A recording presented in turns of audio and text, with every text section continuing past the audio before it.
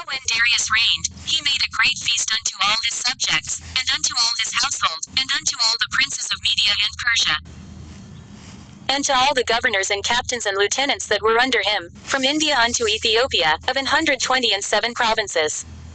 And when they had eaten and drunken, and being satisfied were gone home, then Darius the king went into his bedchamber, and slept, and soon after awaked. Then 3 young men, that were of the guard that kept the king's body, spake one to another. Let every one of us speak a sentence. He that shall overcome, and whose sentence shall seem wiser than the others, unto him shall the king Darius give great gifts, and great things in token of victory. As, to be clothed in purple, to drink in gold, and to sleep upon gold, and a chariot with bridles of gold, and an head tire of fine linen, and a chain about his neck. And he shall sit next to Darius because of his wisdom, and shall be called Darius his cousin. And then every one wrote his sentence, sealed it, and laid it under King Darius his pillow. And said that, when the king is risen, some will give him the writings, and of whose side the king and the 3 princes of Persia shall judge that his sentence is the wisest, to him shall the victory be given, as was appointed. The first wrote, Wine is the strongest. The second wrote, The king is strongest. The third wrote, Women are strongest, but above all things truth beareth away the victory. Now when the king was risen up, they took their writings, and delivered them unto him, and so he read them. And sending forth he called all the princes of Persia and Media, and the governors, and the captains, and the lieutenants, and the chief officers, and sat him down in the royal seat of judgment, and the writings were read before them. And he said, Call the young men, and they shall declare their own sentences. So they were called, and came in. And he said unto them, Declare unto us your mind concerning the writings. Then began the first, who had spoken of the strength of wine. And he said thus, O ye men, how exceeding strong is wine! It causeth all men to err that drink it. It maketh the mind of the king and of the fatherless child to be all one, of the bondman and of the freeman, of the poor man and of the rich. It turneth also every thought into jollity and mirth, so that a man remembereth neither sorrow nor debt. And it maketh every heart rich, so that a man remembereth neither king nor governor, and it maketh to speak all things by talents. And when they are in their cups, they forget their love both to friends and brethren, and a little after draw out swords. But when they are from the wine, they remember not what they have done. O ye men, is not wine the strongest, that enforceth to do thus? And when he had so spoken, he held his peace. 1 Esdras chapter 4. Then the second, that had spoken of the strength of the king, began to say, O ye men, do not men excel in strength that bear rule over sea and land and all things in them? But yet the king is more mighty, for he is Lord of all these things, and hath dominion over them, and whatsoever he commandeth them they do. If he bid them make war the one against the other, they do it. If he send them out against the enemies, they go, and break down mountains, walls, and towers. They slay and are slain, and transgress not the king's commandment. If they get the victory, they bring all to the king, as well the spoil, as all things else. Likewise for those that are no soldiers, and have not to do with wars, but use husbandry, when they have reaped again that which they had sown, they bring it to the king, and compel one another to pay tribute unto the king. And yet he is but one man. If he command to kill, they kill. If he command to spare, they spare. If he command to smite, they smite. If he command to make desolate, they make desolate. If he command to build, they build. If he command to cut down, they cut down. If he command to plant, they plant. So all his people and his armies obey him. Furthermore he lieth down, he eateth and drinketh, and taketh his rest. And these keep watch round about him, neither may any one depart, and do his own business, neither disobey they him in anything. O ye men, how should not the king be mightiest, when in such sort he is obeyed? And he held his tongue. Then the third, who had spoken of women, and of the truth, this was Zorobabel, began to speak.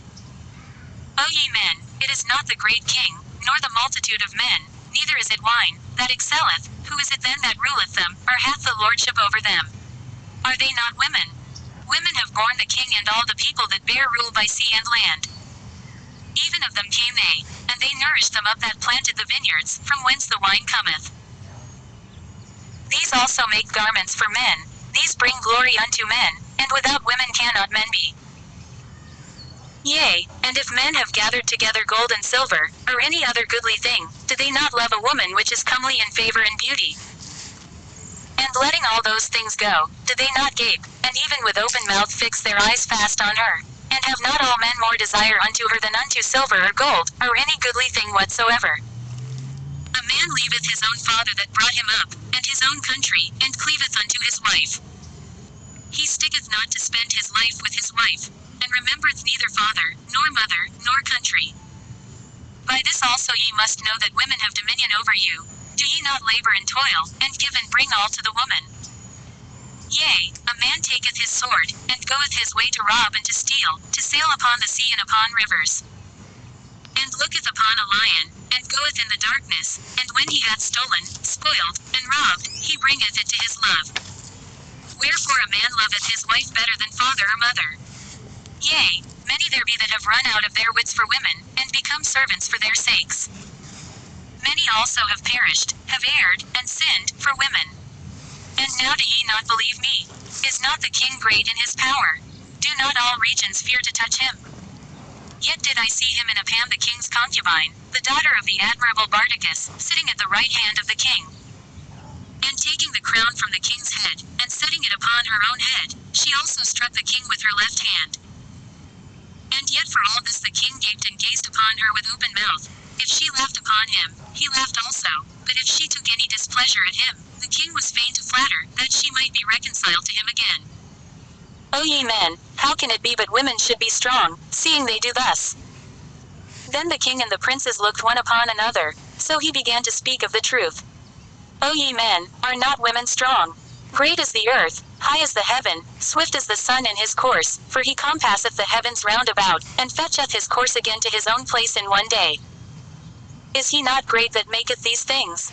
Therefore great is the truth, and stronger than all things. All the earth crieth upon the truth, and the heaven blesseth it. All works shake and tremble at it, and with it is no unrighteous thing. Wine is wicked, the king is wicked, women are wicked, all the children of men are wicked, and such are all their wicked works, and there is no truth in them, in their unrighteousness also they shall perish. As for the truth, it endureth, and is always strong, it liveth and conquereth forevermore.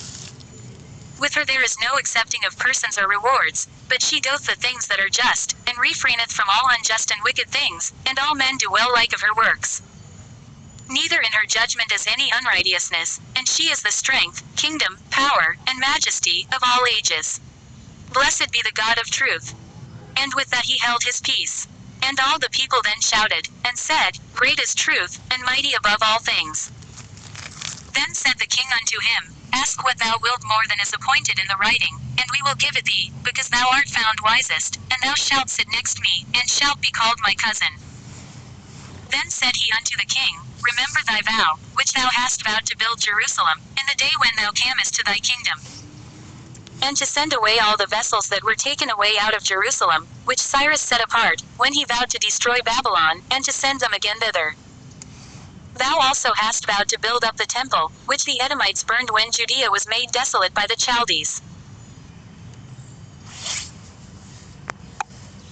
And now, O Lord the King, this is that which I require, and which I desire of thee, and this is the princely liberality proceeding from thyself. I desire therefore that thou make good the vow, the performance whereof with thine own mouth thou hast vowed to the King of heaven. Then Darius the king stood up, and kissed him, and wrote letters for him unto all the treasurers and lieutenants and captains and governors, that they should safely convey on their way both him, and all those that go up with him to build Jerusalem. He wrote letters also unto the lieutenants that were in Celesyria and Phoenice, and unto them in Libanus, that they should bring cedar wood from Libanus unto Jerusalem, and that they should build the city with him. Moreover he wrote for all the Jews that went out of his realm up into Jewry, concerning their freedom, that no officer, no ruler, no lieutenant, nor treasurer, should forcibly enter into their doors. And that all the country which they hold should be free without tribute, and that the Edomites should give over the villages of the Jews which then they held. Yea, that there should be yearly given 20 talents to the building of the temple, until the time that it were built. And other 10 talents yearly, to maintain the burnt offerings upon the altar every day, as they had a commandment to offer 17. And that all they that went from Babylon to build the city should have free liberty, as well they as their posterity, and all the priests that went away. He wrote also concerning the charges, and the priests' vestments wherein they minister. And likewise for the charges of the Levites, to be given them until the day that the house were finished, and Jerusalem builded up. And he commanded to give to all that kept the city pensions and wages. He sent away also all the vessels from Babylon, that Cyrus had set apart, and all that Cyrus had given in commandment, the same charged he also to be done, and sent unto Jerusalem. Now when this young man was gone forth, he lifted up his face to heaven toward Jerusalem, and praised the King of heaven, and said, From thee cometh victory, from thee cometh wisdom, and thine is the glory, and I am thy servant. Blessed art thou, who hast given me wisdom, for to thee I give thanks, O Lord of our fathers. And so he took the letters, and went out, and came unto Babylon, and told it all his brethren. And they praised the God of their fathers, because he had given them freedom and liberty, to go up, and to build Jerusalem, and the temple which is called by his name. And they feasted with instruments of music and gladness 7 days.